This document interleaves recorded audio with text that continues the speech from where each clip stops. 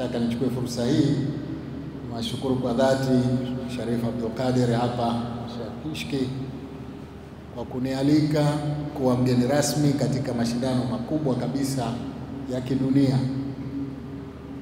ya tahfidhi Qur'an ambayo yalifanyika leo uwanja wa Mkapa. Yale mashindano sasa hivi yamekuwa ni mfano duniani. Hakuna nchi inayofanya mashindano kama haya.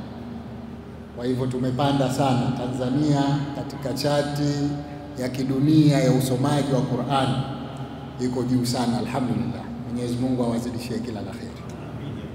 Kwa hivyo nashukuru kwa kupewa nafasi ya kuwa mgeni rasmi leo pale, na baada ya pale kuweza kujumuika na Waislamu wenzangu hapa katika ibada hii.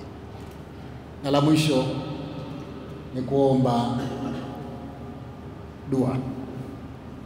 Nchi yetu mwaka huu inaingia katika uchaguzi mkuu, na mara nyingi mambo huharibika kipindi cha uchaguzi.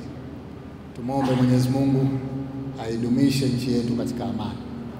Kila tunapofanya ibada zetu tusisahau kuiombea nchi yetu amani. Hakuna jambo kubwa ndugu zangu kama amani katika nchi.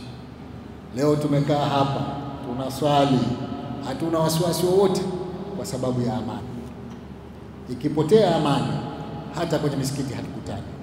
Kwa hiyo tuna kila sababu ya kuiombea nchi, lakini pia niombe mtuombee na sisi viongozi tuweze kuongoza nchi yetu hii kwa pande zote mbili za Jamhuri ya Muungano kwa amani na mafanikio makubwa ya kimaendeleo.